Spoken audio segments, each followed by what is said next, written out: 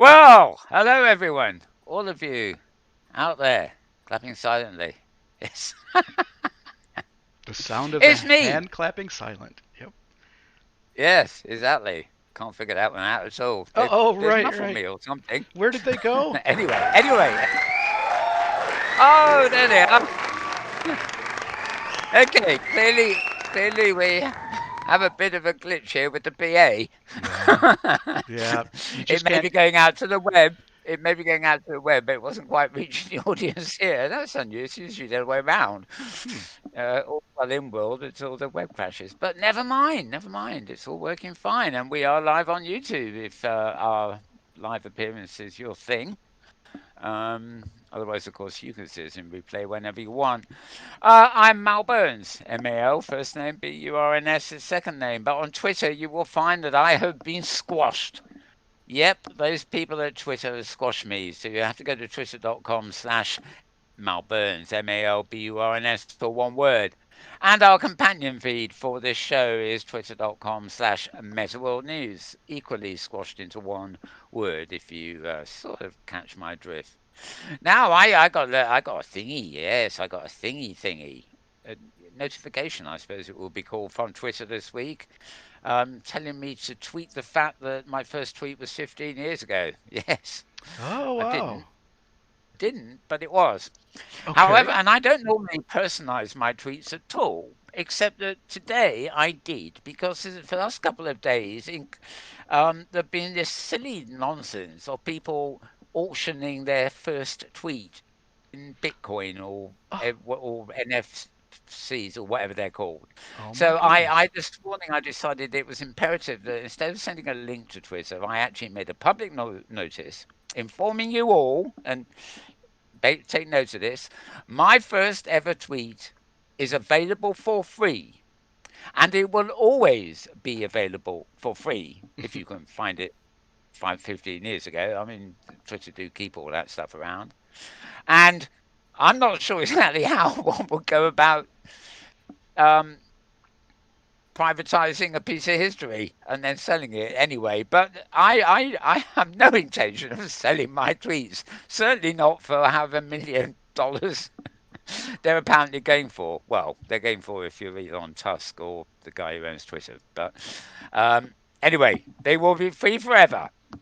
I believe in open source and openness and open everything else, and I am not going to do non-fungible tokening of my any tweet, let alone my first tweet. So there you go, free for all of you at any time, all the while.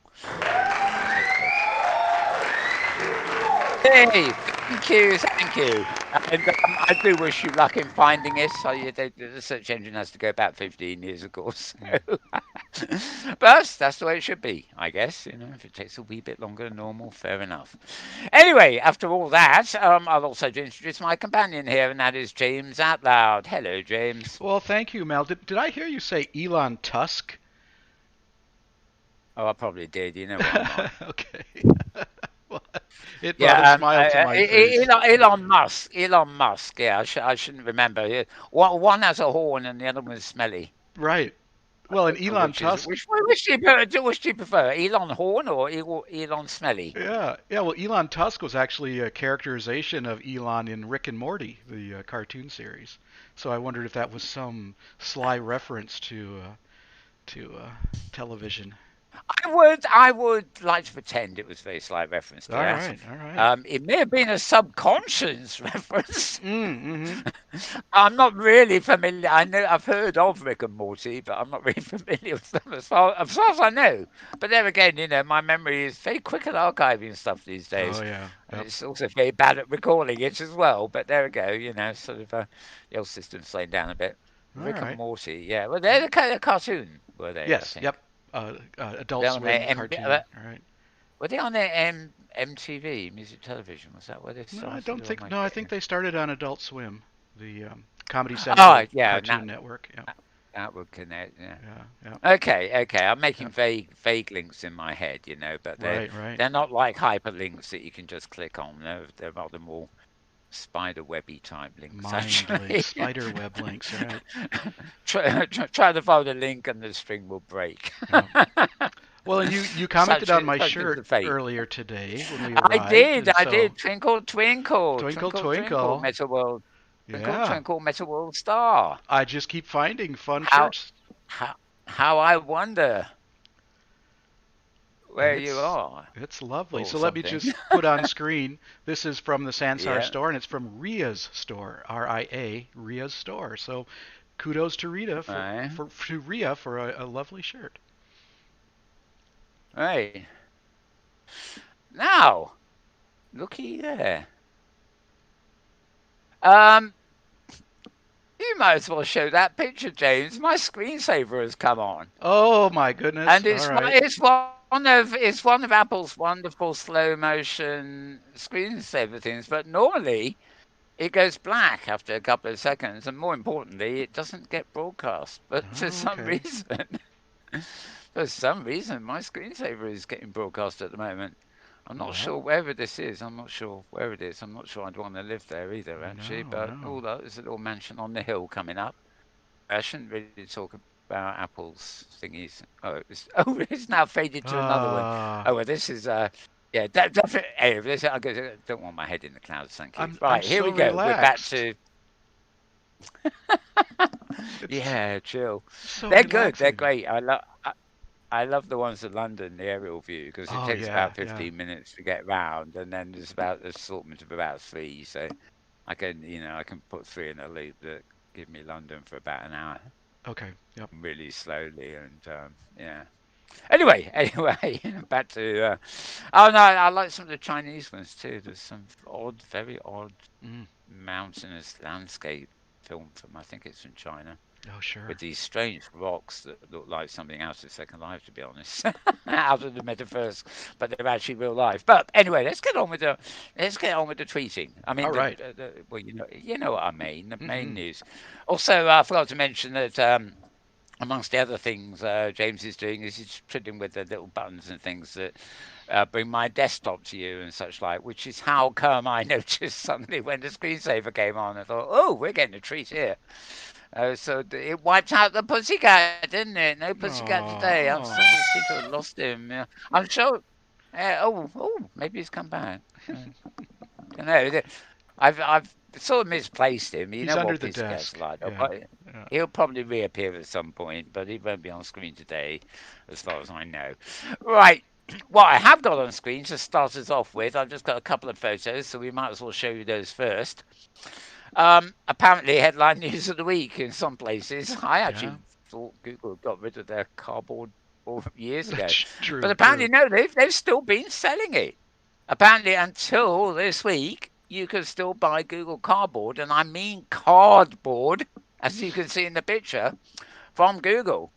It was long since superseded by non Google plastic, using the same technology. It was very easy. I bought a plastic pair and immediately melted one of my phones Right. Yep. because the heat from the phone couldn't cope with being in the viewer sort of thing. It was not really well thought out. It's always a gimmick. If I recall, Google launched it at some kind of trade show and sort of to show people what the virtual reality might look like. Right. And Right. it took off so well that people that had it wanted to wanted more, and their friends wanted it, and everything else. And yeah, so they made a whole load of these Google things, and I guess they probably sold out by about now anyway. So most people who did go for it eventually went for something plastic, which for better or worse. I never actually heard of the Google headset. They're catching fire. But I know that in the plastic one, my phone, it something awful to the screen of my Android. Fortunately, I only used an Android phone in it. Um, the phone got really hot, but so did the plastic. And when I think about it, I don't know which is more flammable. But if that would have got equally as hot in the cardboard, I'm surprised there were instances of where cardboard caught fire. I don't know. Cardboard's got a very distinct smoky scent. Oh, when it true. starts burning. I've done it with light bulbs in the past. Made some cardboard contraption to put around a light bulb and thought, oh, that's a nice piece of art, and then sniff, sniff. Oh, I think the light bulb and the contraption disagree. Anyway, Surprise! moving on. Yeah, moving on. He says I do have one other picture here, and this is very interesting. Well, it looks very interesting. Well, it is very interesting, actually. What is most interesting about this shot? I'm going to see if James can possibly guess what this might be. Oh, well, Do you let me keep up zoom with the in. news at all? My control here doesn't give me quite a lot of detail. Um, Uh, oh, it looks a bit yeah. like. Oh, it's real people and some avatars mixed together. Yes, it's all getting a bit confusing the more you look at it. Yeah, yeah. And Wow. including a bigger avatar floating in the air, but only the The underside bottom, for on yeah, the show bottom here. half of that, right. Yeah, I'm going to come to. I've got two links relating to this later on, but I thought that was a really sort of almost iconic picture, actually, courtesy, believe it or not, of Microsoft. Yeah, Right? the avatars have no arms This and was legs, right? Yeah, well, the base world here is the Microsoft owned Altspace VR, but their CEOs, Microsoft CEOs, this is, came in for their Ignite thing, which had to be virtual this year Oh, instead of right, right. right, Mhm. and presented it in World, and it was a marvelous production. When you think about it, the avatars were mostly sitting in like auditorium seats or cinema seats, and you wouldn't at that time have known whether they had legs or not, really. Mhm. But the avatars on the stage were wearing the HoloLens, and they were resolved in world as holograms, not as actual cartoon avatars. They were real life holograms. And in cases they sort of filtered away a bit like a Star Trek teleport. Other times they faded away. Yes, you can imagine what I mean. Mhm. And they were trotting around there. And this was obviously taken very near the end because the two women in the foreground, which are real women, the one in the darker hues was actually a dancer who put on with some others a sort of show at the end, and they did do a bit of dancing near at the end too. I think I've got these things on video actually, and then at this point, which should be about where this was taken, avatars in the audience were slowly able to come up and dance with the real world ones on the stage, like a big free for all at the end. Mhm. And when I saw the avatars mixing with the holograms, not to mention the stages, I thought it was wonderful. Most of it took place in an underwater settings. The landscapes, forget the avatars, the actual landscapes just changed accordingly with just the one sort of thing in the center. Sometimes the holograms are smaller, sometimes they were larger. Think they were just showing off what you can do. But all this has something to do with what Microsoft has launched, and it's called Mesh. And apparently, it allows you to connect. Well, it seems to have all the components of a potential metaverse because it's adaptable. It works with Azure Cloud. It can run on any device, whatever the operating system. Apparently, so it's a service I guess people can use, which unlike Somnium Space or Second Life or Science Space or any of the other worlds online, the technology powering it obviously has been developed by Microsoft, but the things it's designed to do seem to supersede any proprietary platforms. So it could now to be interesting, but we will get to that a bit later. Meanwhile, I'm actually going to put the picture palace away, so to speak, because it's another thing I don't need on screen. And come on, go away. There you are. And now I'm going to move on to our general sort of links, as it were. And as ever, no surprise here, I'm starting off with March the 1st, of course, which was Monday last week, and it's the Scar Ghost, so we all know what that's about. sort of, sort of. Anyway, and first post of the week is always this one because they actually look back on the week gone by. So this is the week that had gone by and finished on March 1st. If you catch my drift. A lot of what's in here would have been stuff we probably covered on this program last week. But if you want somewhere to, tomorrow, for example, you can go to the same address, scarghost.com, SKARREDGHOST.com, and you'll be able to get the latest one, which will catch you up on the week gone by as it is at the moment. Um, News from Sony and PSVR is definitely coming, so they say. Um, who that bloke is. More about the old Emperor's Empire, for want of a better phrase. The Empire of the Zook. And in the, China's sort of distant memory. In China, they've had, oh, yeah, they've actually had some actual exhibitions in China. But there again, China seems to have got rid of, or something to control the virus a lot more than anywhere else. Um, Virtual desktop wireless streaming available on Oculus.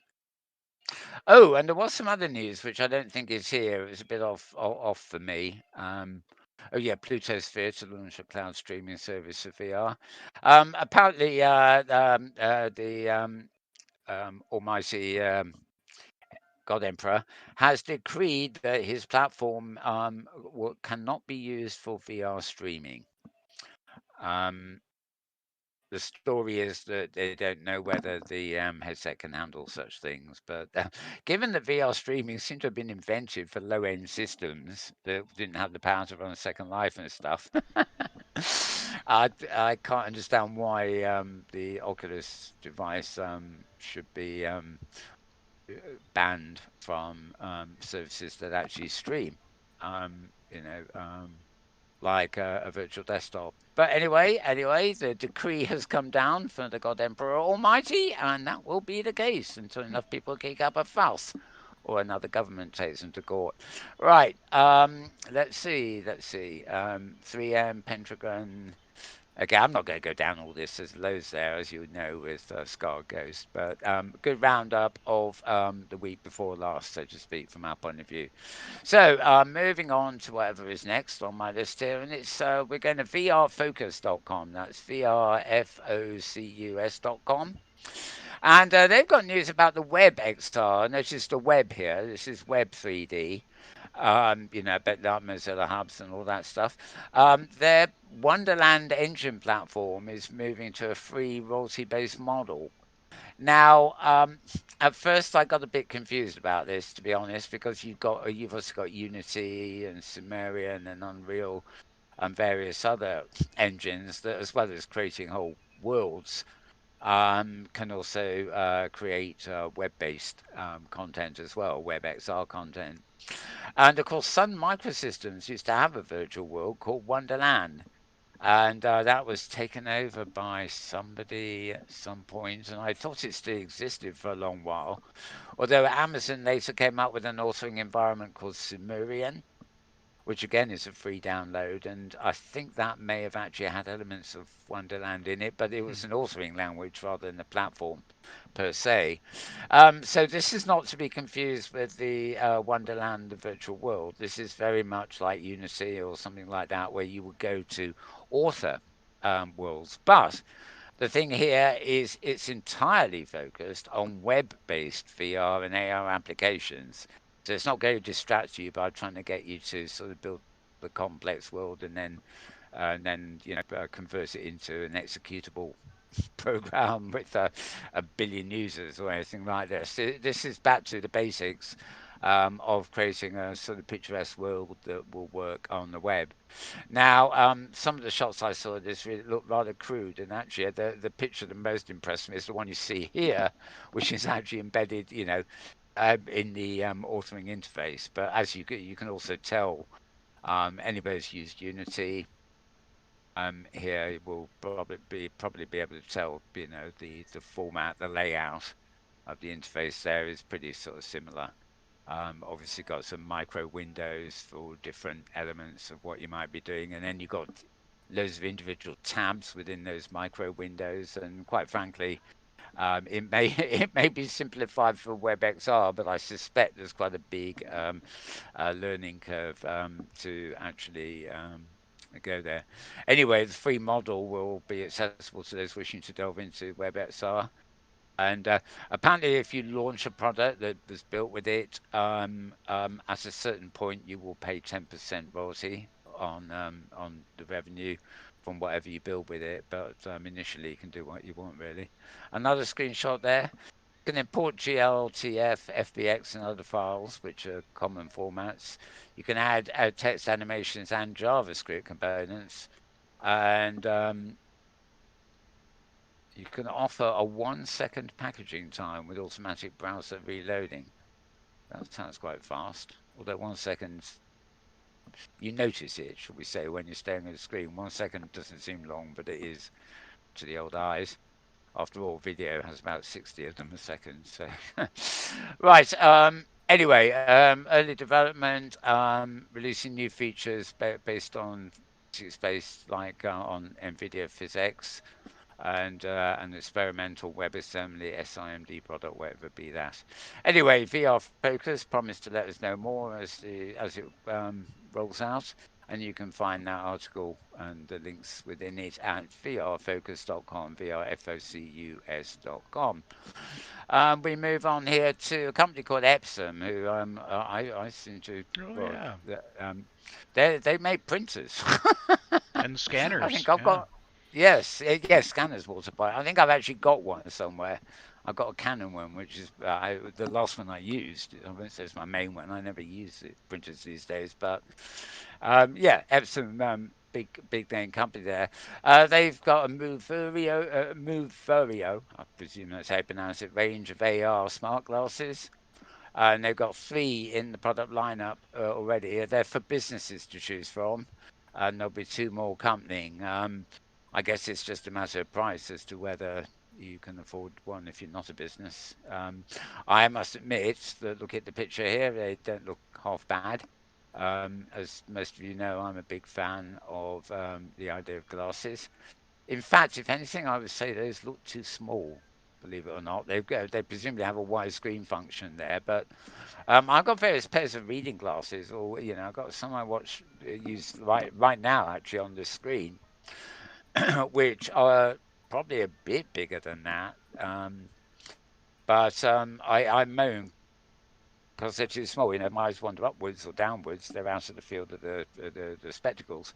And so, I actually plan to get some bigger ones. I have got some bigger ones that I use for TV, but that's a different prescription. Um, So, arguably, these look a bit small for me, but I mean, I can't complain that they're too bulky, although they do seem to be padded out quite a lot at the side, and I don't exactly know what the weight would be there. Anyway, the glasses there from Epson are see-through SI OLED display technology. So that's OLED screens, same thing you got on a TV, but they're also see-through. 34% field of view, that seems a bit low. Full HD 1080p display resolution, um, which it's odd. It's odd seeing figures like that because that means the resolution of what's in front of your eye is the same as your big, almost 4K TV at the other end of the room. But the screen size is different, but the resolution is comparable. Anyway, a bit of blurb there about Epson and everything else. And they're already available for pre-order, and they cost you 580 US dollars or 999 US dollars. Oh, I love those 999s, don't you? Shipments due in Q2 of this year. And yeah, obviously the two models there have the more expensive one has got a bit more facilities in it by the sound of it. So do check that out at Epsom, or simply go to the article here, which is vrfocus.com, vrfocus.com, same as the previous site, in fact. Right now, there's a big festival that happens every year, very popular. And I thought I'd always found myself never been to this, but I now watch things on YouTube and things, film from it, music, art, all sorts of cultural stuff, and it's normally held in Austin, Texas. But this year, of course, it's going to be all virtual. So they've made fantastic virtual versions. It says here of iconic Austin locations like Congress Avenue, the Red River Cultural District, and uh, yeah, they got the wide. Well, then they're blobbing out their wide array of programming, etc., etc. Um, but it should be good. I mean, they got. Hang on, I need I couldn't see the. I knew there was a video. I couldn't see the arrow on that for logging. But let's have a quick look at this. Oops.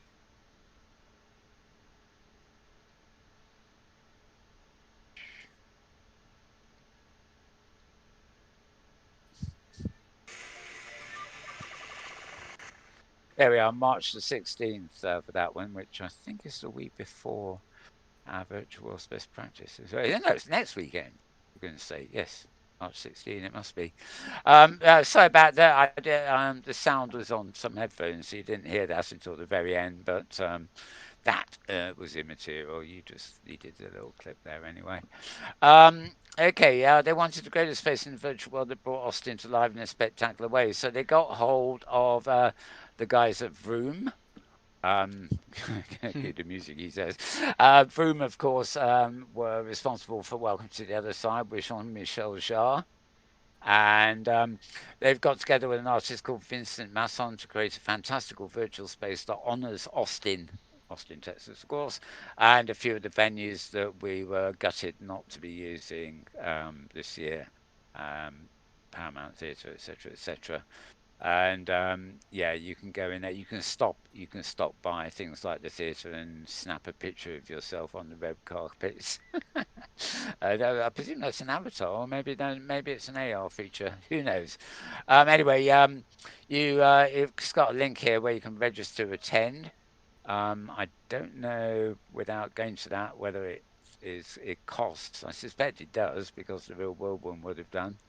Um, but documentaries, performing arts, and various things. Um, well, yeah, well, look. I'm scrolling, and it's never going to stop. There's more and more and more and more of it, isn't there? Yeah, that's what we call a festival. Okay, so SXSW. I think is that what Special Effects Southwest or something? I don't know what No, it it's just South means. by Southwest. The X is the by. Oh, of course, yeah, of course it is. South by Southwest, yes, Okay. online. Okay, so good news about that, and you can find this particular post at sxsw.com.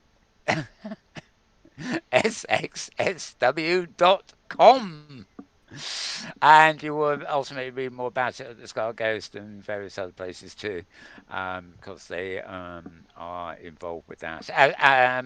Yeah, both Vroom and Skull Ghost, both of which are interestingly they're both based. Skull Ghost is in Italy, Vroom is in France. Um, and interesting that the international collaboration here in that an Italian and French company should be the ones that commissioned to do the Austin thing in America. So Yeah. there you go. Yep.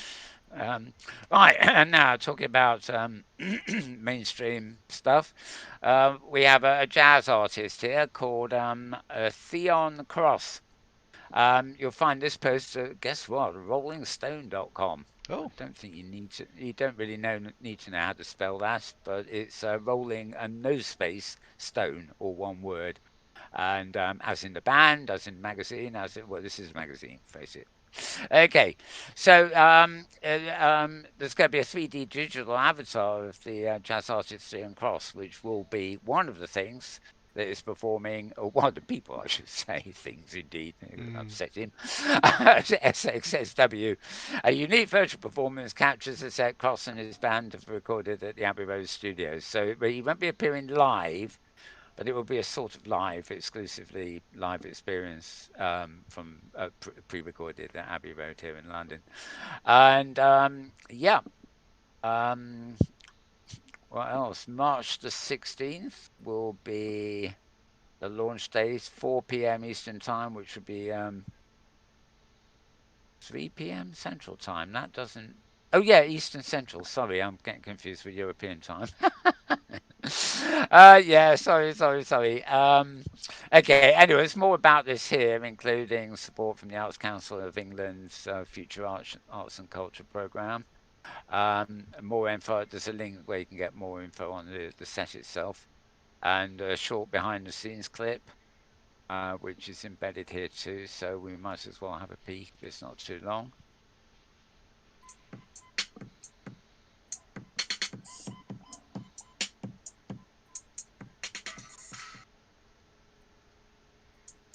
I've recorded here on 2 other occasions, both doing session work. This is my first experience with motion capture. It's amazing to see myself in digital reality.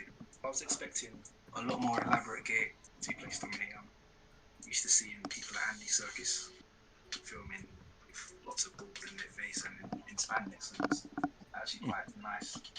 And just to add on a few little gizmos, I was really comfortable. I came into the tuba and started to love the tuba through the love of bass and providing that rolling music. But I also love its versatility, being able to be a lead instrument as well. So for me, it was about being able to find the medium of being a supportive bass instrument in the back, but also shine as a at the front. It was about utilizing the various different sounds that the tuba can make, which people aren't aware of, from its high frequencies to its low frequencies to its harmonic frequencies. And that's what I'm trying to explore with. So I'm going to be attending as a digital avatar, which is my first time being dressed like that. One word for it. Performed there a couple of years ago. It's an amazing experience, but it's really good to be able to attend again, but in a much more different circumstance. It's a pleasure to be here, and a pleasure to be the first motion. Okay, so that article in the clip you'll find at Rolling Stone magazine. Well, rollingstone.com is the link you want for that. So, moving on from sci-fi to reality, hang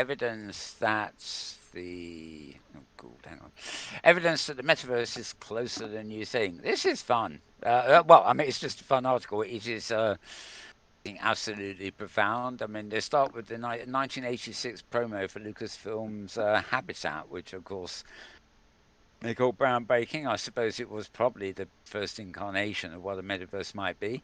Um, I actually think Habitat predated Snow Crash. I may be wrong on that. They do, of course, mention Snow Crash here as whatever.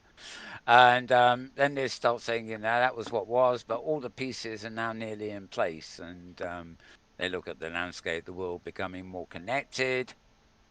Game experiences are eating the world. That's an interesting expression. Mm-hmm. I'm being eaten by a game. Come on. Seeing the mirror world, next section, and then money makes the metaverse go round, and we go into non-fungible tokens. No, I'm not selling my tweets. Sell your tweets. Sorry. No, my tweets are not for sale. I'll have you know, non-fungible token or not. Yes. Fresh hot Grumpy, tweets. Get your grumpy. tweets here. Yep. Free and free, And free, free. free. Free tweets. It's like the London Evening Standard. Right, As right. soon as nobody bought it anymore, they kept going and made it free. Well, with the internet put it out of business, so they went Yeah, free. yeah. And they throw lots of copies away at tube stations every day. Or they did. I don't know whether they still do since the plague came. Right. When will we reach the metaverse? Well, the internet, born in the 60s, got to 1 billion users in 2005. Pokemon Go, which was only launched in 2016, hit 1 billion downloads in March 2019. Obviously, a mainstream metaverse has not reached 1 billion users yet, but you can feel the momentum building.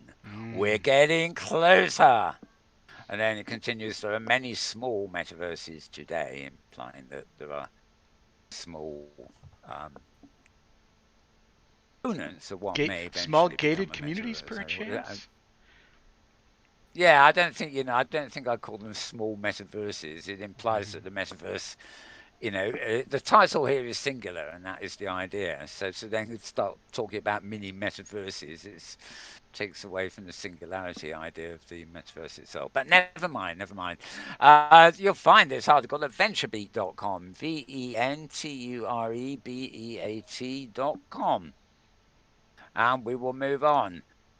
This is where I connect with the pictures I started with. I've got a couple of posts here. The first one is actually at news.microsoft.com. Who be they Oh. when they're at home, I Oh. wonder? Right, news.microsoft.com, and I'm not even going to spell that for you because unless you've been living on another planet for 50 years, you know what Microsoft is and how it's spelled. Anyway, this is the thing I had a picture of at the beginning. You can actually feel like you're in the same place, and Microsoft Mesh powers shared experiences in mixed reality.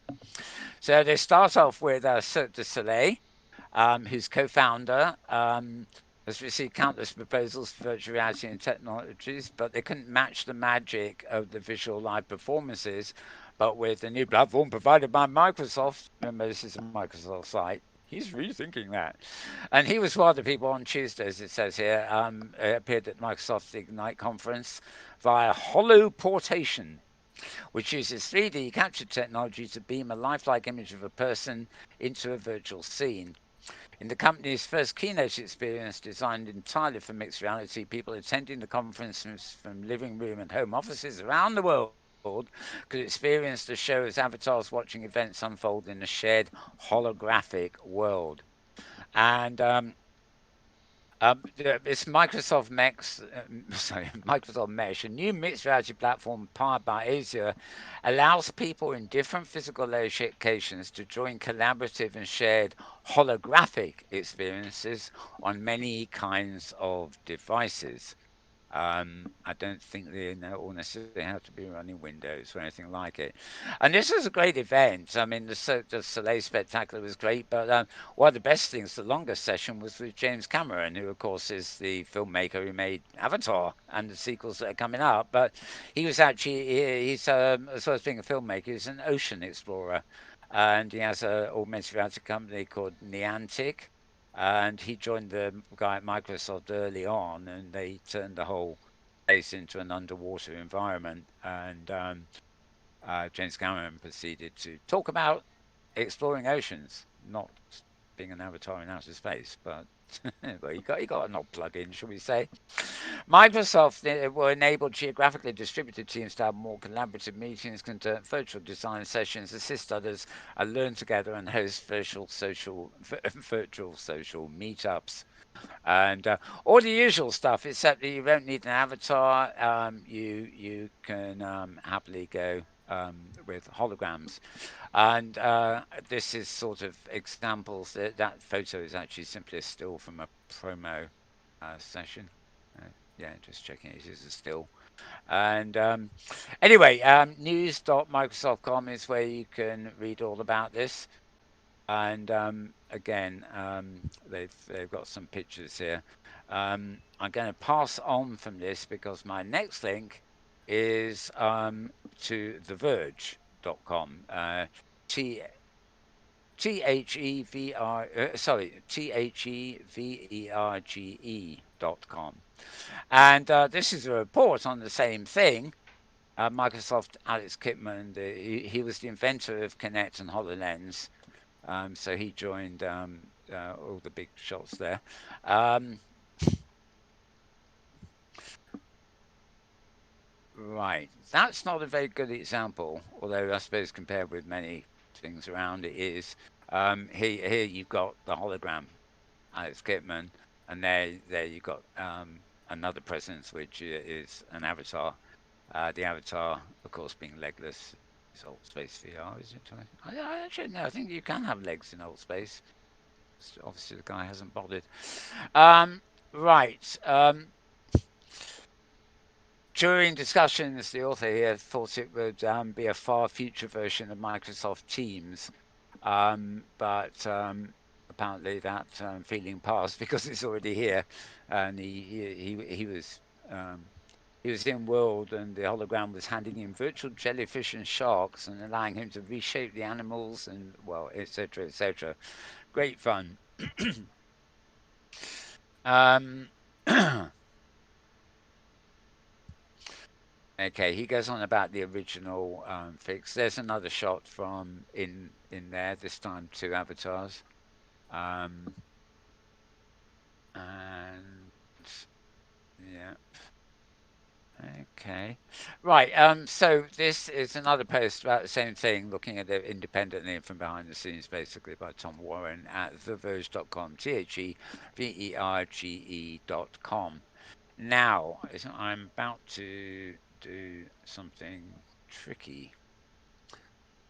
To get the video up, I actually need to go up to a different department, as it were. And here we are. Right. Oh, right, Mastodon. This is where I toot as opposed to tweet. Okay. And my offbeat videos go up here, actually, as a rule.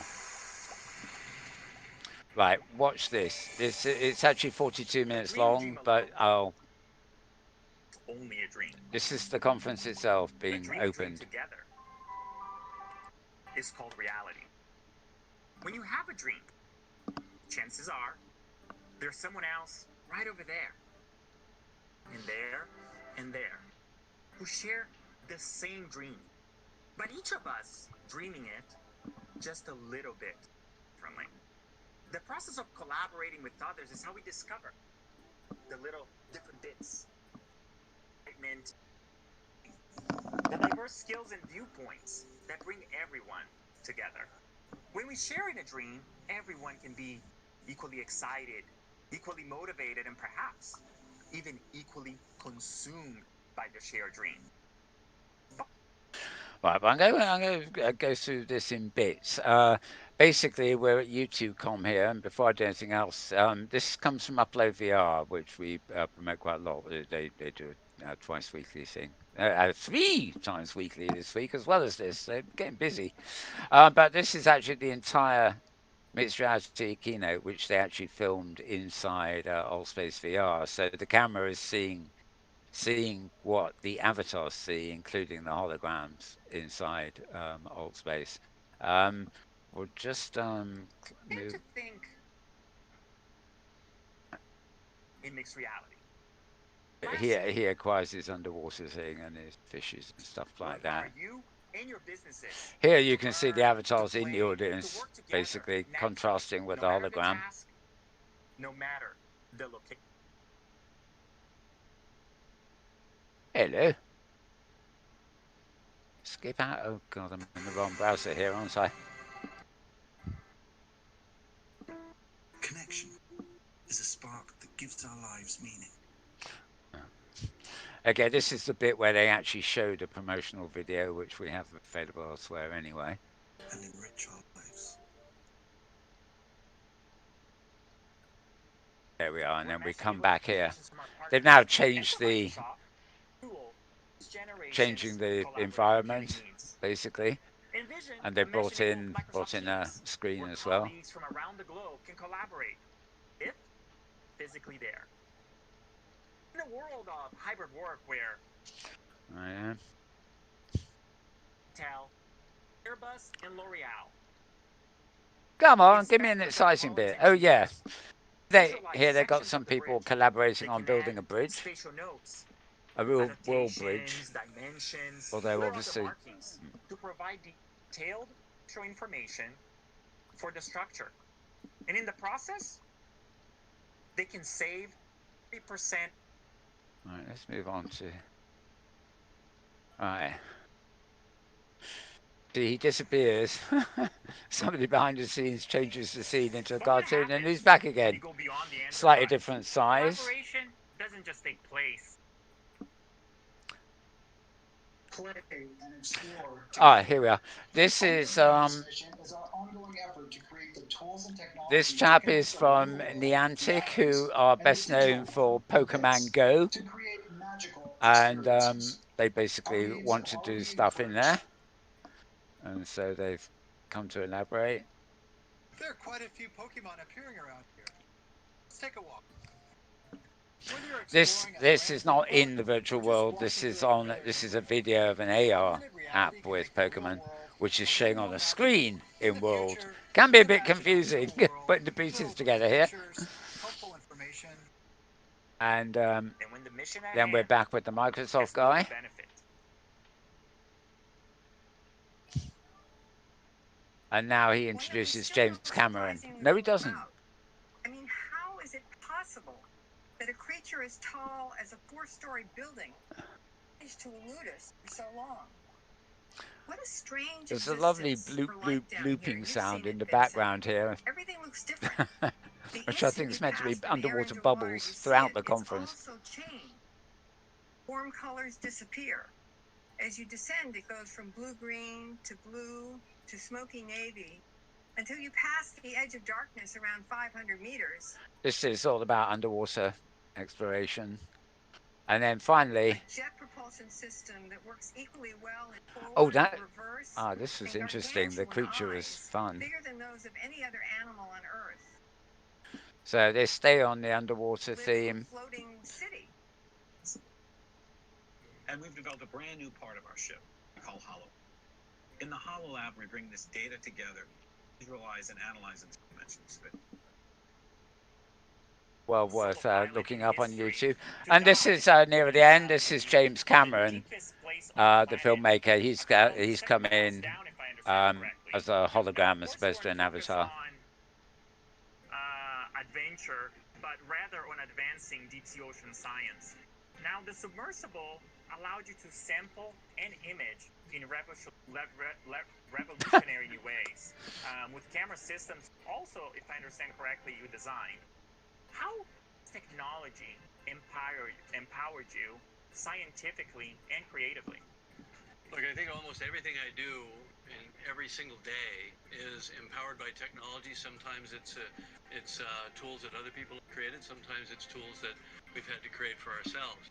So if you have a curious mind like I do, and you want to go places and you want to physically project your body into those places, you build a piloted submersible and you get in it and you go. You assemble a team to do that and to see what's out there and put the pieces together and create new things where you need to. If you want to project your consciousness into a place you can't physically go, like inside the Titanic, you build a small robotic vehicle that spools a fiber optic and you fly it inside there in a kind of avatar experience.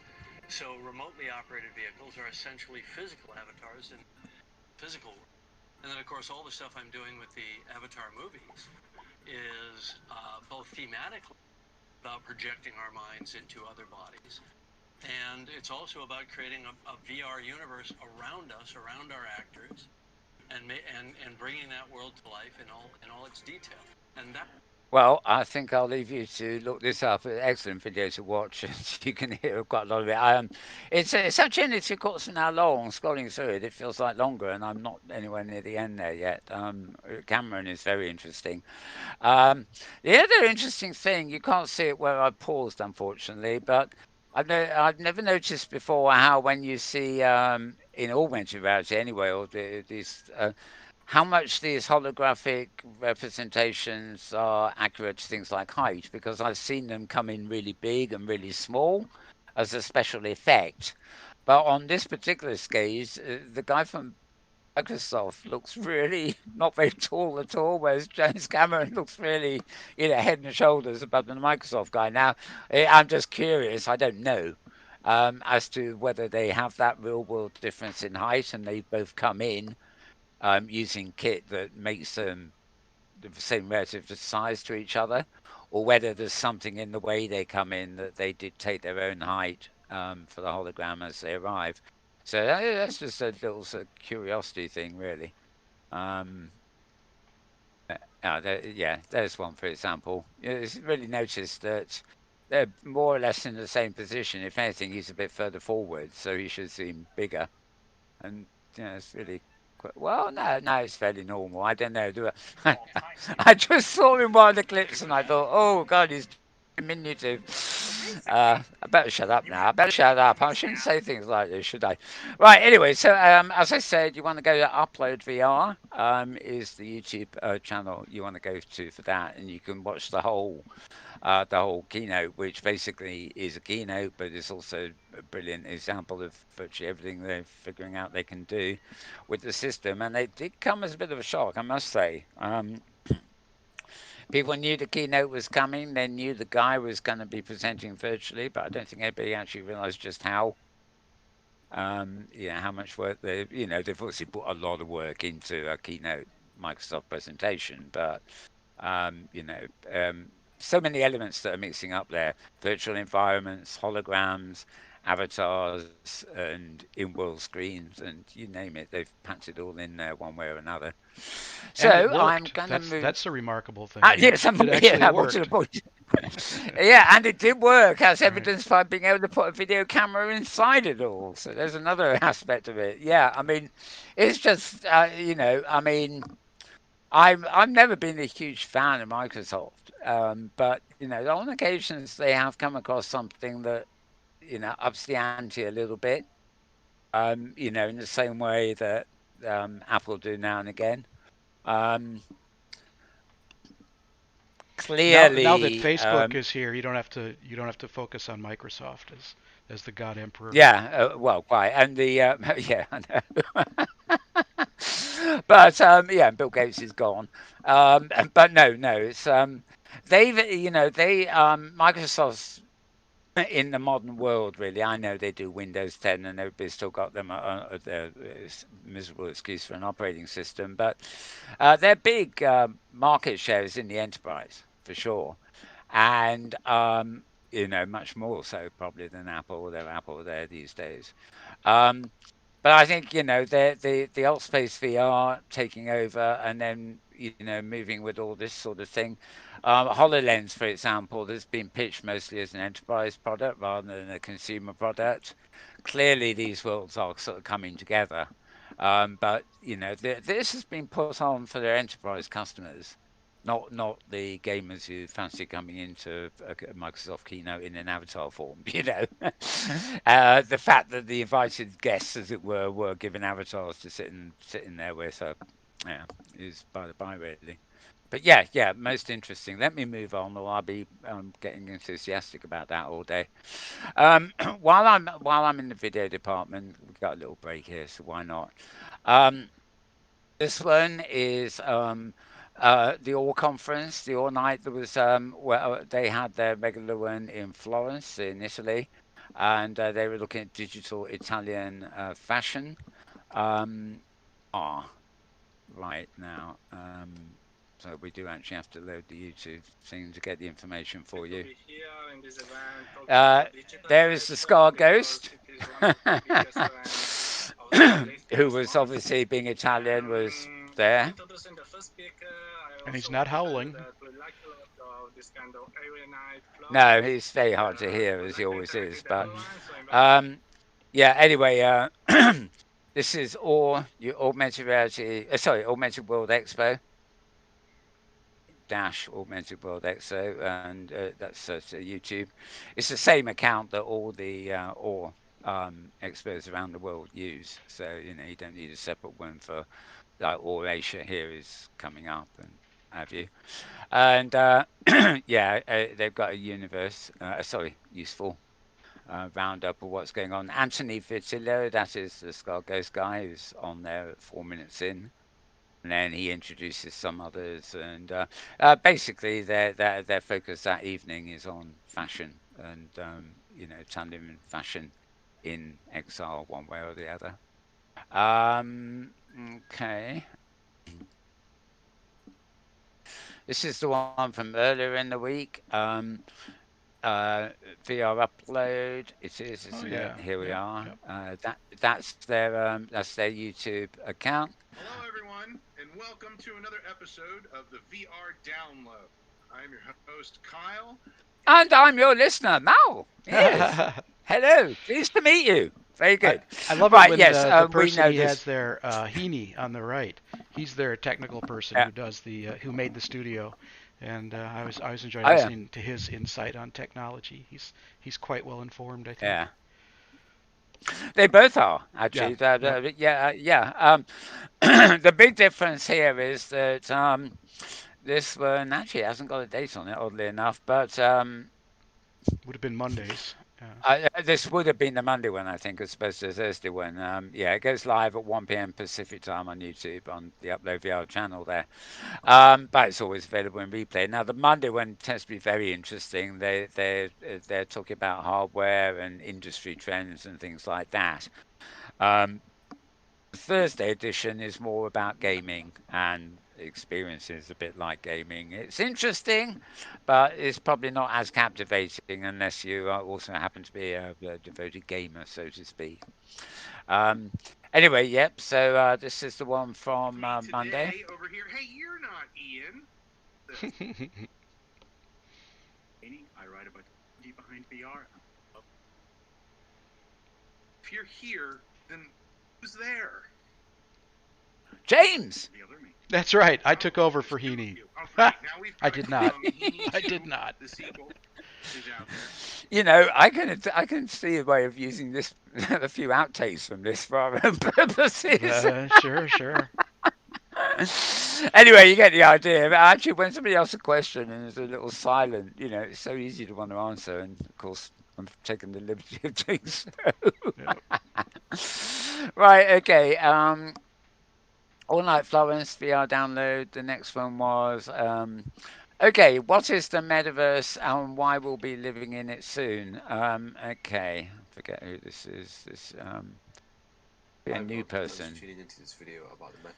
Yeah, this is a guy, or the site anyway is called Escape the Simulation, and hmm, I'll subscribe to it for. Oh well, I think I did subscribe to it in my other browser. Right. Yeah, it's a 6 minute individual sort of v blog in a way, but quite interesting as you'll see. The metaverse is a shared virtual space that is created when the physical realm merges with the virtual realm, which includes virtual reality, augmented reality, and the internet. Think Ready Player One. Before we get into the video, this channel is a platform for me to share any ideas, concepts about where we're headed as a human race. There will be a focus on technology because I think humans and technology will merge much sooner than we think. I hope you learn enough from this video to escape the simulation.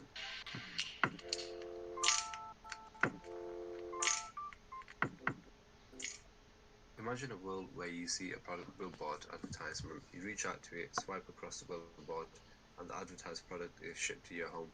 Imagine a surgeon or anyone in fact heart surgery and seeing instructions floating around on what to do next. Imagine designing complex engineering projects like coding a platform like YouTube or designing the Golden Gate Bridge all in augmented reality. Okay, enough of all the imagining. These are just a few examples of what we could experience in the metaverse. In recent times, the virtual world has grown and is starting to play a bigger part in the world. At the moment, the metaverse is becoming a big part of the gaming industry. Let's take a look at the super popular game Fortnite. There's been events held within this game, Travis Scott concert. What's more interesting is Fortnite has allowed players to drop hundreds of millions on V-Bucks, Fortnite's in-game currency which allows players to buy a range of items, which in turn has brought the makers of the game hundreds of millions of pounds in real-world revenue. This is only one example of the start of the metaverse. There's many more crossovers between reality and virtual reality. Let's look at the video game Minecraft and the Uncensored Library that the NGO Reporters Without. Okay. Sorry, I just put a lozenge in my mouth, taking advantage of. I'm not going to leave it running because it's obviously want to actually send you along to his feed itself. So YouTube account is Escape the Simulation. Right. Okay. A review of Next Mind. Now, this is the Oh yeah. Yep. Scarred Ghost again, I believe. Yep. Hello, I'm Fantani, the sky.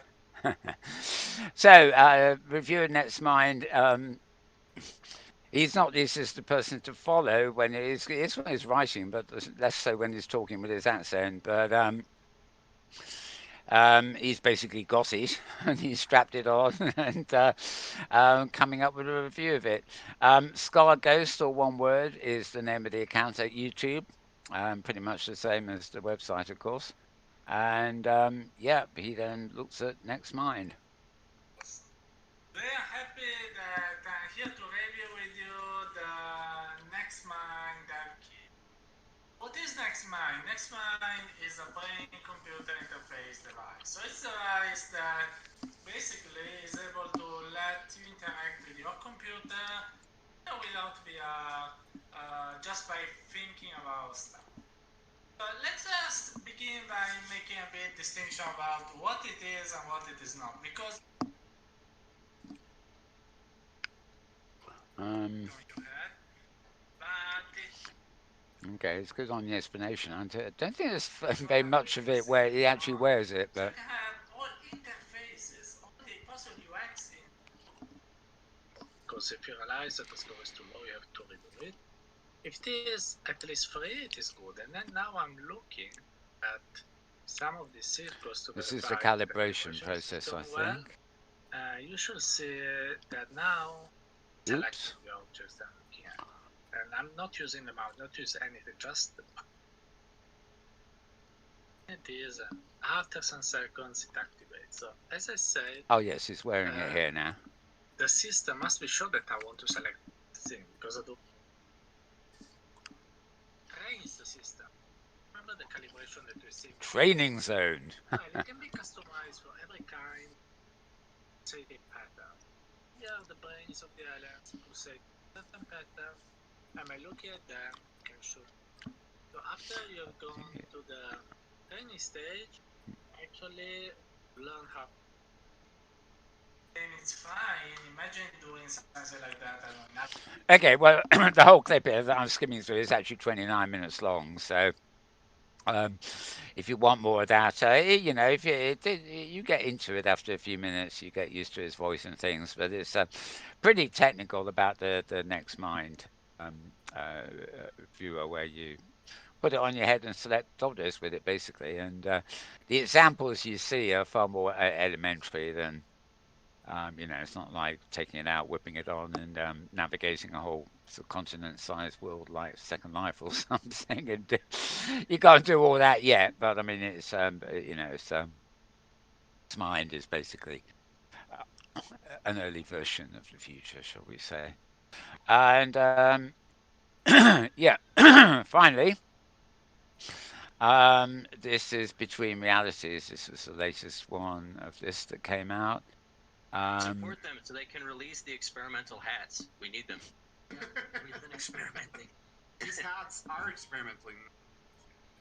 Okay, they're well, it's a mixture of virtual world stuff, games, and everything really. Their guest is comedian, actor, and VR YouTuber, podcaster, goofball. Well, I don't know what a goofball is. Apparent contortionist, and all-round good dude. Andy brackets obscure nerd southern is the chap there in the middle. Now, what is actually quite interesting, and I don't have them here. For some reason, I guess I put them up this morning and they haven't come through to this list. Um, there was they did an extra episode that I uploaded, well, tweeted today of this, but it wasn't actually their normal show. Between realities, it was on a completely different account. Same two people, but I think it was VR Coffee Morning or something they've started up. I'll get to it at some point, but it might not be on the list today. But yeah, this is another interesting one. I love the set they have here. They've superimposed themselves on a virtuality desk, and then they have this screen that slides down and shows their guests on webcam.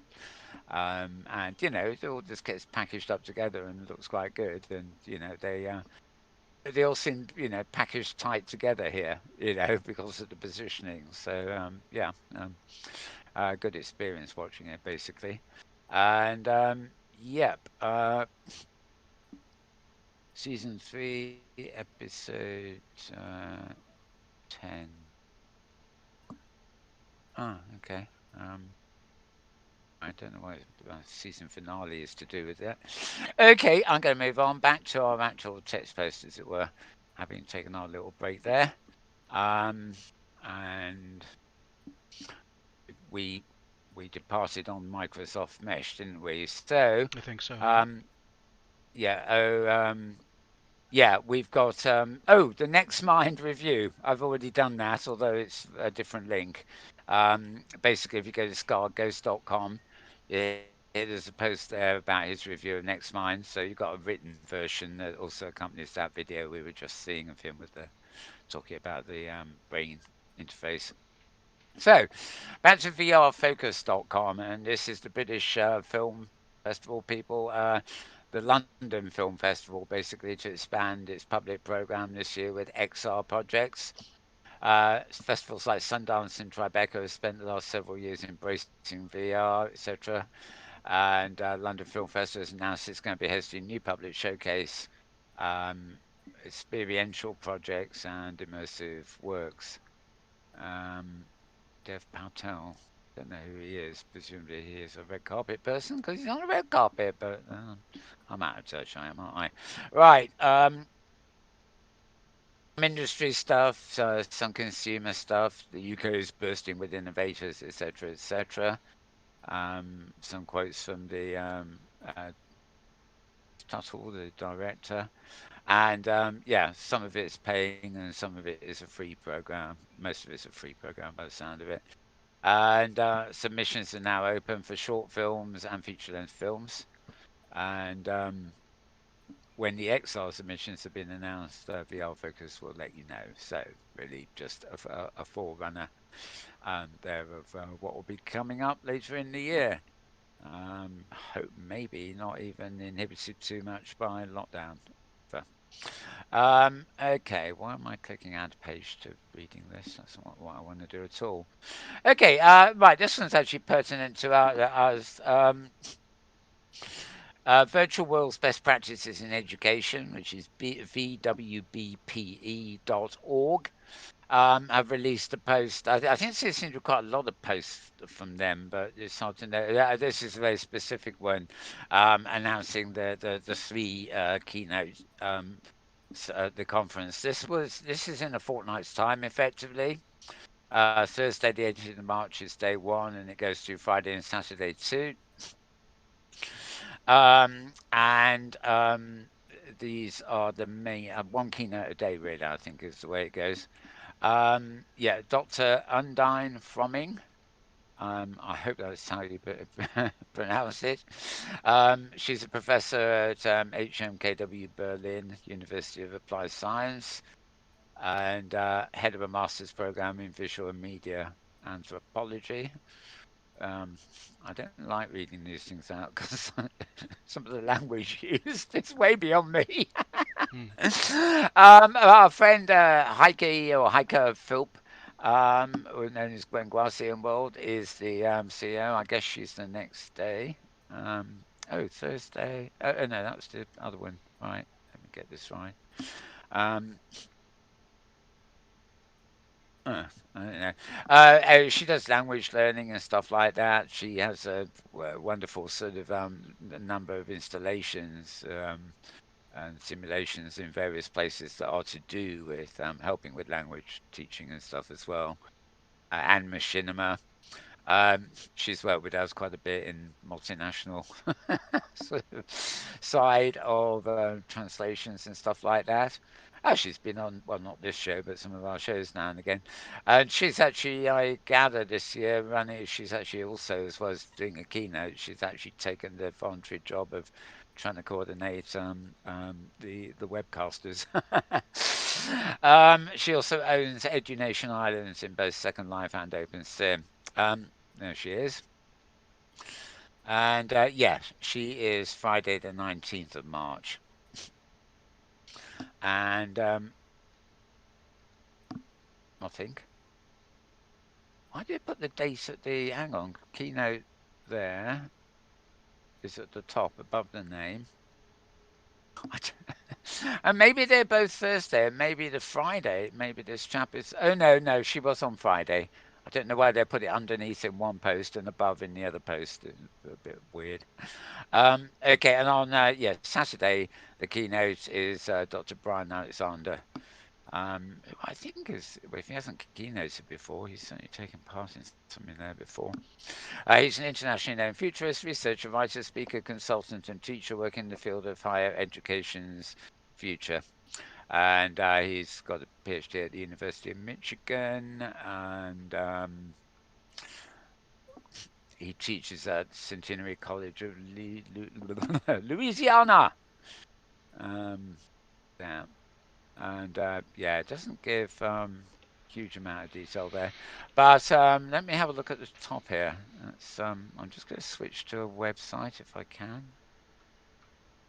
Yeah, if you're viewing this on the web, you can simply go to the pull down menu for the program, and it's very slow this site, unfortunately. There we are. And you can then view the whole program, with all the things that are basically happening. Um, Pity is that they're not distinguished very well by illustrations or anything at all. I will be interviewing on the Saturday at I think it's about 1 p.m. myself. The winner of the Thinker Award from 5 years ago. We're doing a sort of roundup of everybody 5 years later, as it were. And there will be an above the book session with Kevin Coleman, I should say, and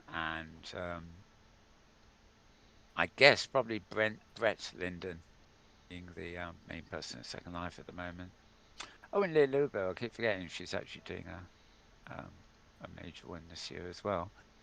Okay, so to find that, you simply want to go to vwbpe.org. Now that event these days takes place wholly inside Second Life.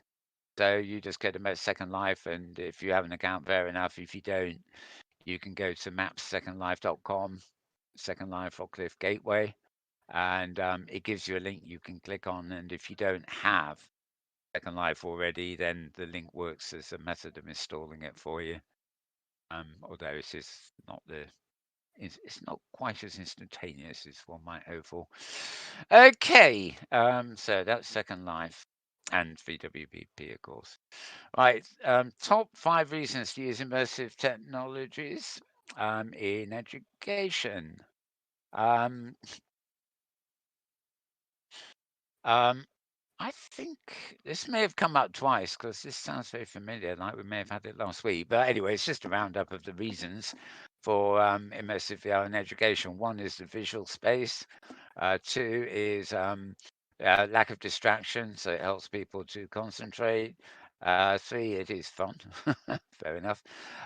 Four, it is safer than having real students in the chemistry lab, for example, where you won't be able to blow up the chemistry lab. You'll just blow up the virtual one, I guess. And five, proven effectiveness, effectively. And then it goes on about how to integrate the technologies in education, et cetera, and sort of promotes various programs that are of use. So you'll find this at virtualityreporter.com. So that's virtualityreporter.com. Yes, Virtuality Reporter, all one big squash word there, .com. Moving on, and as ever, we have before the paywall comes up, I transfer it to my reader. There we are. This week in XR, this is Charlie Fink of Forbes. So all you need here is Forbes.com, Forbes.com. His headline news, not surprisingly, is the Microsoft Ignite and the keynote the presentation we were looking at earlier, and I spent quite a while on, didn't I? So he's rounding that up there. He's also looking at Elon Musk's successfully landing its Starship for the first time, but didn't it blow up when it landed or something? No, well, I think it landed About successfully, yeah, and then blew up. Yeah. 2 minutes later, blew up. Yep. You got like 10 minutes later, it says, as the dust and smoke Okay. dissipated, the rocket exploded with a dramatic flow. I bet it was. Oh dear. Anyway, talking about mesh, whole load of things.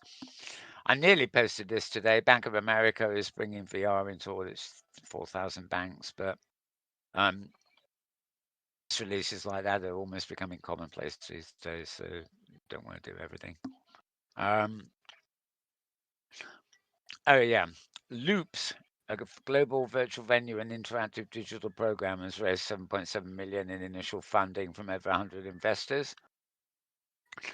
Um, I didn't try that in the end. I don't think this is actually live yet, although presumably at some point it will be at loopslive.com. I think it's at the since its launch, the company's had over 300,000 fans registering and over 1,000 creators, including cast of Hamilton, Billie Eilish, and BTS. So we'll see. Essex, SW, we covered. Epsom, we did. Oh yeah, and then there's also with the same name. This week in XR podcast is come on. Yeah, on YouTube. This one I don't think I actually favorited, yes. So here it is. And this week in XR, we do this almost every week. Is the address to subscribe to it.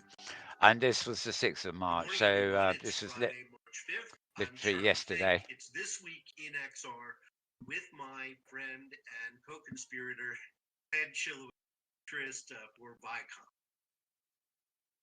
I just realised I'm in the wrong browser to do anything with it. Oh dear, this is my mistake for trying to do things live on the show. I'm in a different sort of reading browser rather than the full browser I normally use, and all my buttons are not here, of course. So get that. Okay, you'll find that at Weekend XR account at YouTube, but obviously the page we were on before was at Forbes.com, which is basically a written roundup. Charlie there does of the stuff too. They're companion things rather. This isn't a Forbes video, so they are separate things, but they complement each other really. Right. We're back to the engine noise, I think. Vroom. Vroom.com, yes. VRROOM.BUZZ.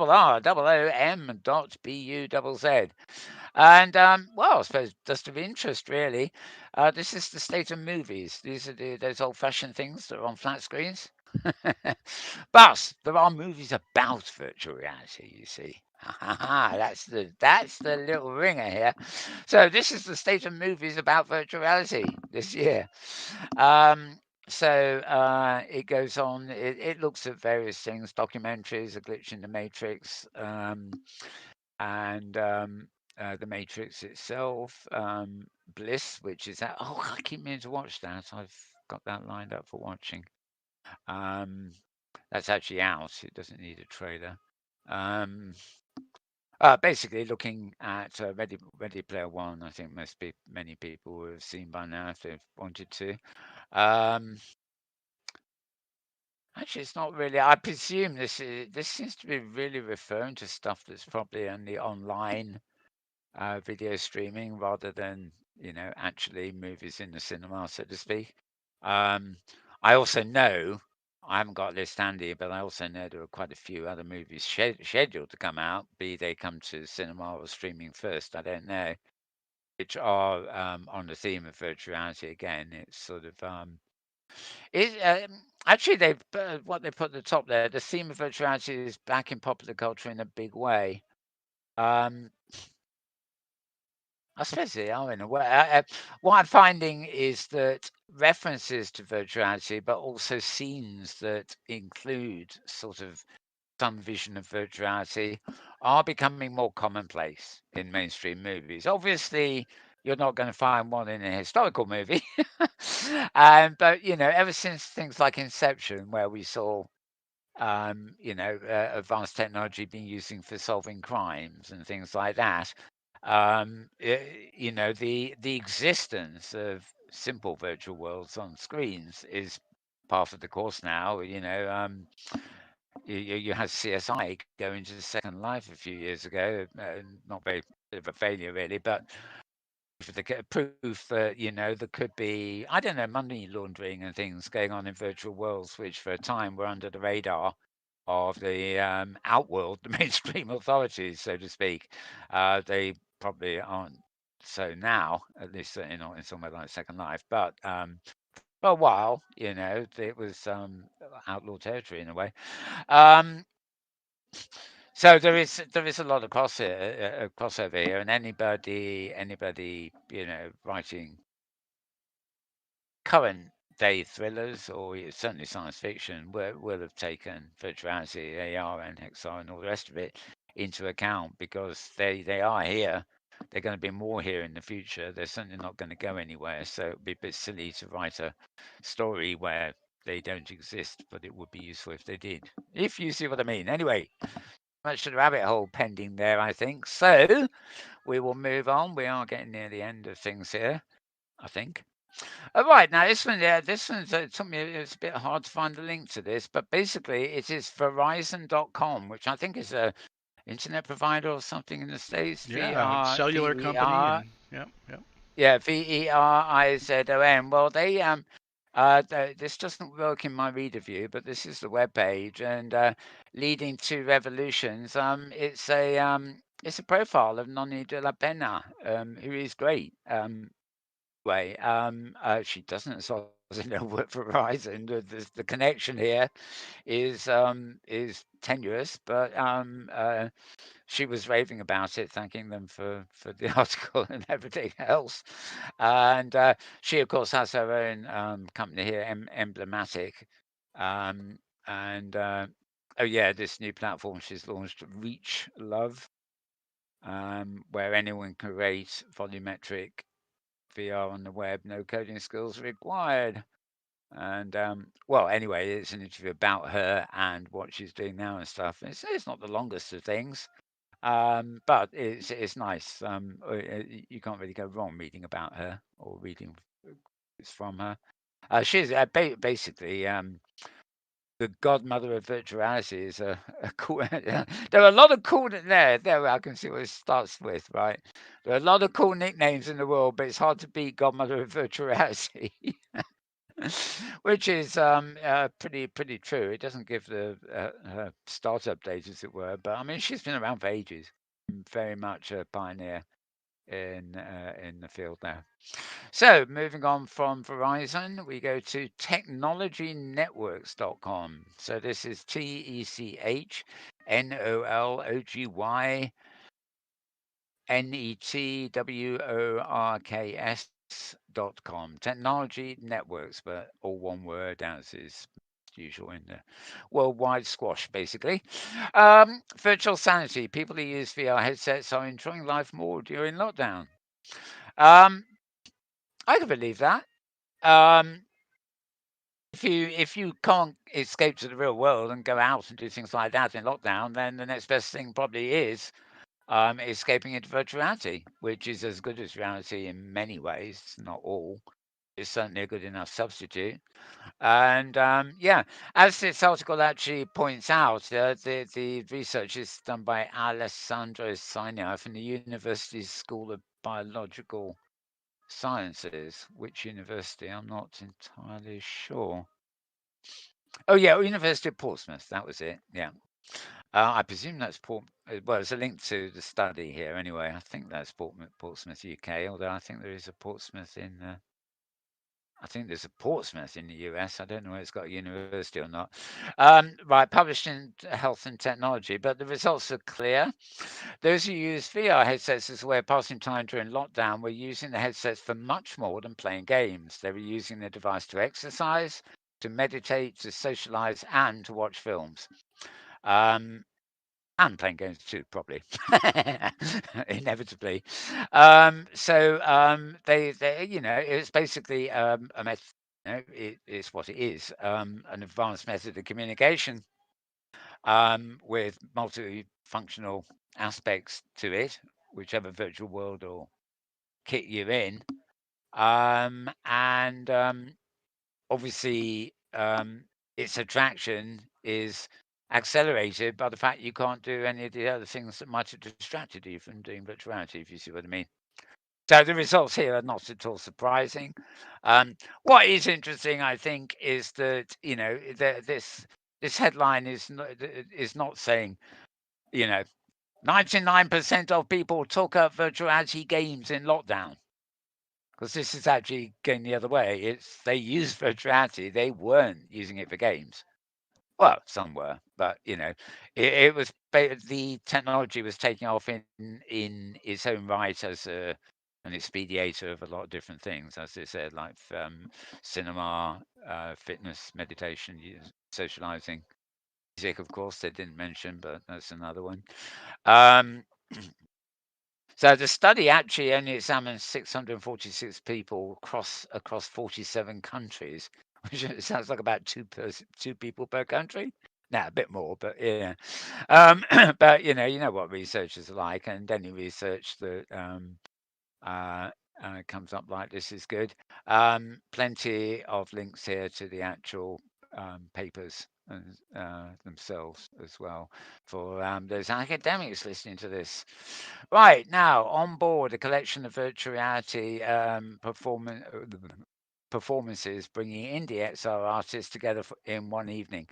This is a site called BroadwayWorld.com, or one word, BroadwayWorld.com. And they're talking about a festival, as it were, called On Board, which is on the heels of Jettison, which premiered last fall with No Prosceniums Here Festival. And you see performances in March, arguably the most fervent month for virtual theatre and spatial computing in history. A group of virtual indie theatre makers have brought their respective web XR pieces together for a seamless web-based theatre experience in virtual reality, accessible from any computer, phone, tablet, or VR headset with a web browser. Going beyond the new normal of Zoom theatre. I didn't know, that's a new one on me, Zoom theatre. I suppose it's all theatre, really, isn't it? And also streaming giant acquisitions of recorded stage shows. The interactive live entertainment is to become big business during a time when nearly everybody is isolated at home. So they get Jigsaw Assemble, Active Replica. We're going to present On Board an Evening of Short VR. All right, I'm just going to open that link in another tab, just because it might be a more... Okay, no, this is actually eventbrite.com. Yeah, tickets for this are free, but the creation of new narrative experience is not. So they want to make it as accessible to all, but they're gently suggesting a donation of $25 for anybody who is in a position to afford it and give it. And yeah, but you'll find this link on the previous page. This actually is the link is actually opened in Eventbrite. So the site one here, as I said, BroadwayWorld.com, and it tells you all about it, as well as giving you that link to get tickets, etc. Supporters, name it, they've got it. Limited performances will be March the 16th and Wednesday the 17th. So that's not Monday tomorrow, but the Tuesday. That's about just over a week's time. And then again on Friday, March the 19th. And you can reserve your seat. Oh, another link there, www.theatrefestival.online. Theatre, but it's got American spelling, by the way, so it's TheaterFestival.online. Yeah, don't spell it not spelled the proper way. Right. Okay, another YouTuber here. We're about these last two are I've culled from the Metaworld News Twitter feed, twitter.com/Metaworld News. This is a film called sorry, this is a subscriber account called Band on the Run, but it's not the run, it's the run. Oh, give me this a sec. A BANNEDONTHEE RUN. So I guess you pronounce that band on the run. And anyway, this is about an installation called In Seasons of the Heart. It's been built in the open sim world of DigiWorlds, and it's about 20-minute video. So we'll just take a little peek at it.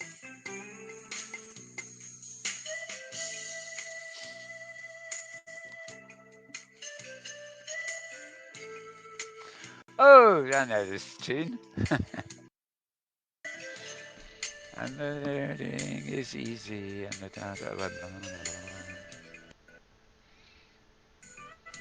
yeah, well, we're not here to listen to all that, but basically, it's a little sort of travelogue thing here, taking you around the whole region. I guess it is rather than a installation. And finally, another platform that we're very fond of in Open Metaverse, so to speak, is Sciencebase. This post I've got up here is at New World Notes, well, nwn.blogs.com, and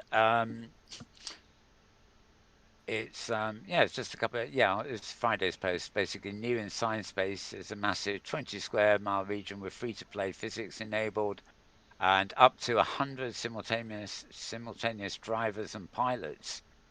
Actually share the experience together. That's it's the equivalent of about 20 by 20 square miles of land and water, completely seamless from end to end and no region crossings. It can hold up to 100 people simultaneously, and it comes with free-to-play demos of physics-enabled vehicles like a Jeep and a very realistic stunt. You simply need the latest Sciencebase viewer, which you can link to from this blog post. And basically, Hamlet, who authors this blog, does a lot of PR for them. So it's a nice little post. Also got a link to Sciencebas's Discord server there at the bottom. What is, however, nice, which I actually had bookmarked already, is the YouTube link here. Hello, Karsten Stark here. This is the poster here is a guy called Karsten Stark, Carsten space Stark, and the name of the video is Archipelago Update. And I'll show you the updates made to the archipelago region located in Sciencebase. First land at the archipelago itself, located here at the airport. First things you can do is take a look out on the street and you'll find that ST spawn pad. ST Bandit is a fun on and off-road vehicle. You can drive around the roads that circle the islands or take up to the hills off-roading. Single engine, single seat.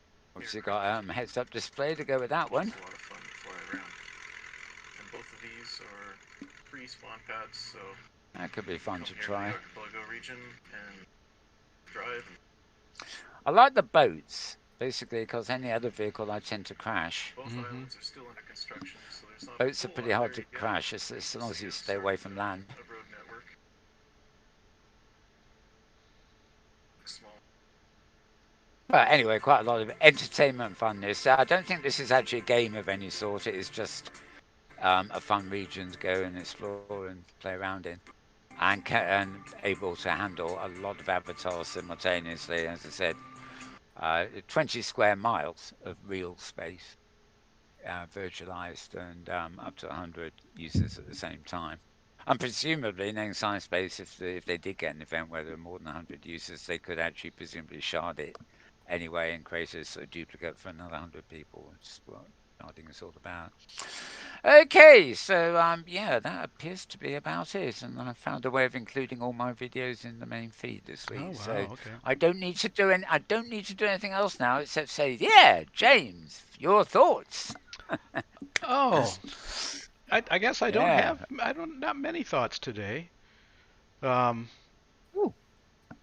It's just for me again, it's always interesting when new industries and new people discover VR, and that say, "Wow, it's just like being there." And I just think back to, I think this experience has to happen over and over again, going all the way back to books and literature and reading a story and thinking in your mind, it's just like being there.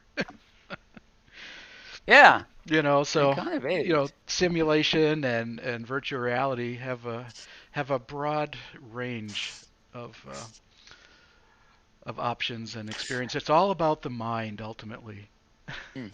you know. It's interesting you mentioned books, hmm actually, because um, I was wondering about this because I don't really know about I know about the scribes, recorded history. Then there's the Gutenberg presses, and it brought, things like Bibles and big public works to the masses and stuff. But hmm you hear these as technological developments, right? And hmm obviously, people who write fiction for the last couple of hundred years, they write the fiction and people buy the books and read them. What we don't hear about so much is the birth of reading. We hear about when the printing presses first came and how books could be made. When the first books could be made, there could still only be a few hundred people who could actually interpret the markings on the page. All right.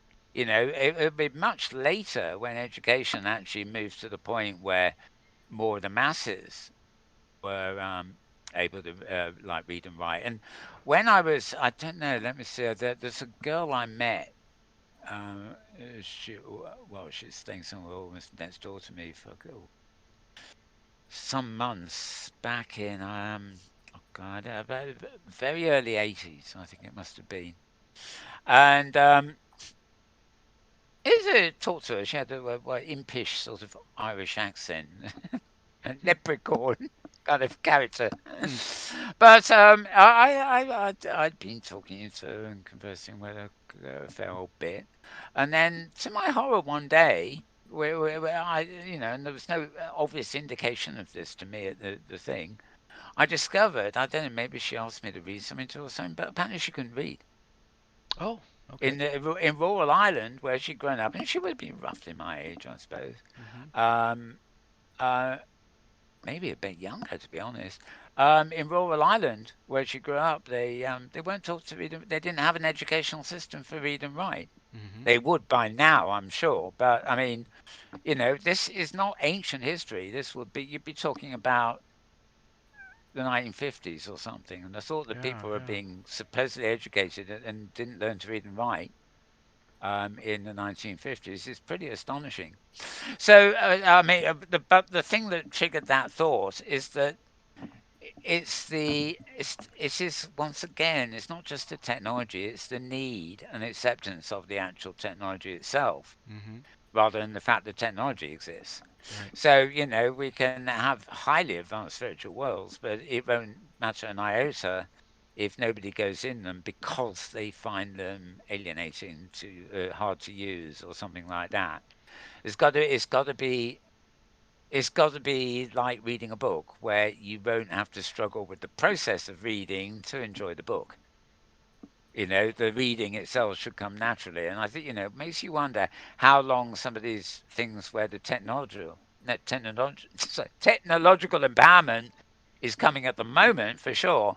But is the actual usability of that technology anywhere near reaching, a mass market consumption?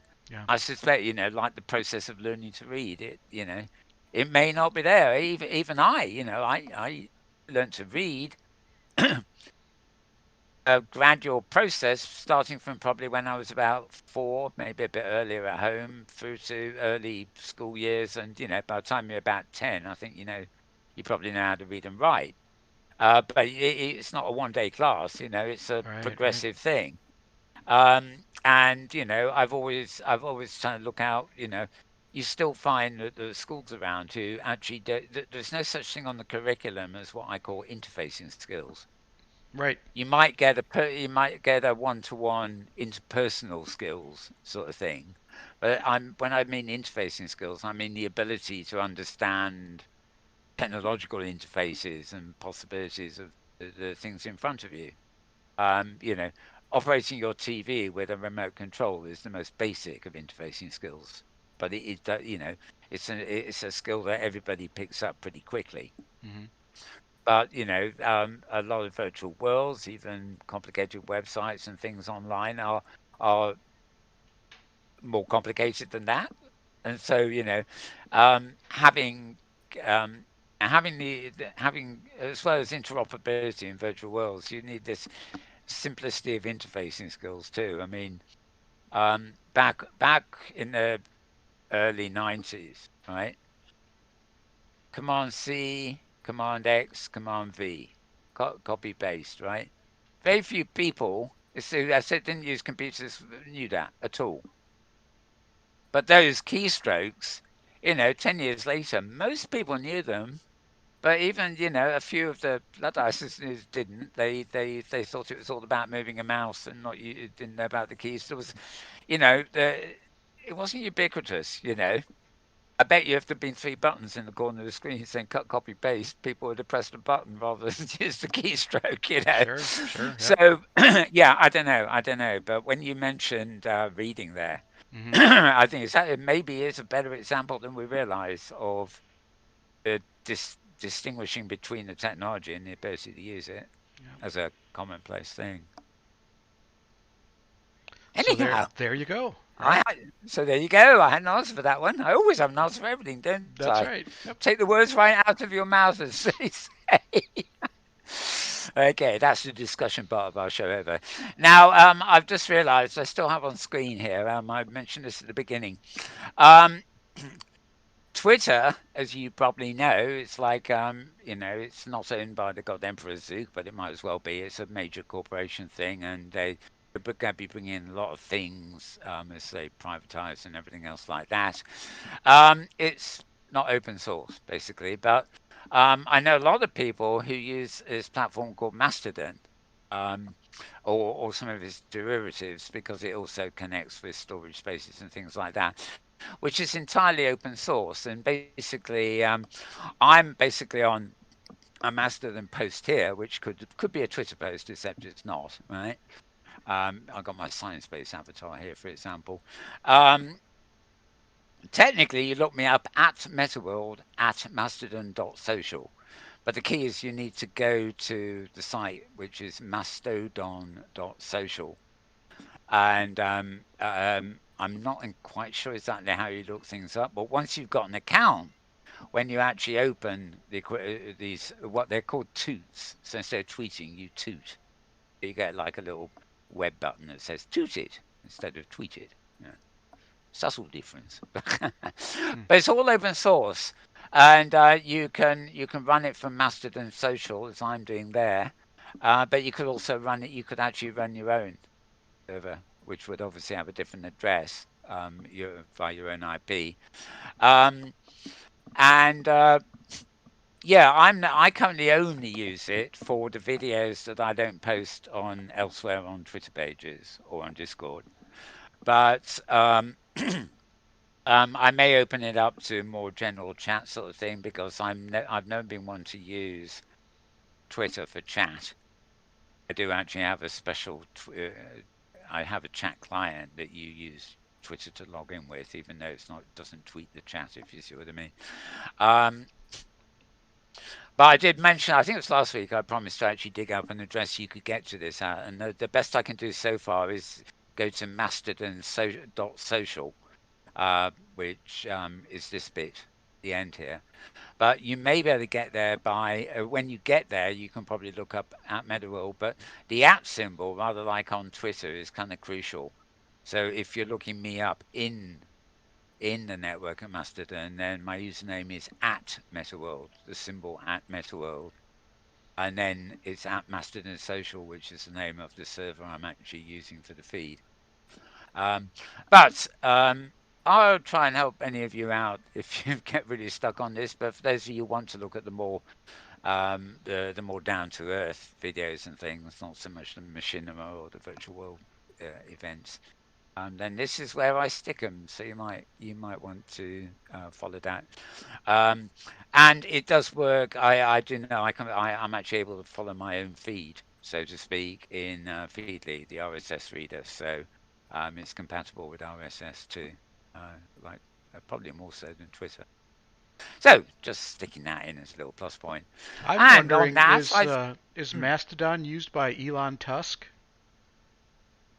I bet you it is. I mean, I don't know. He doesn't own it, but I bet you he's on there somewhere. My I thinking, actually. my thinking being that mastodons have tusks. Oh, but hang on. You said I thought you said it was Musk. No, Tusk. Elon Tusk from the comic book. Oh, right. Okay, sorry, I misread that because it's like what's it called? Clubhouse. This it only Mm-hmm. works on phones anyway. Right. Everybody wants to get their invite because it's invite only. But of course, the reason everybody wants an invite and the reason it's gone viral is because Elon Musk said he said he was using it. Yep. And it's like Signal.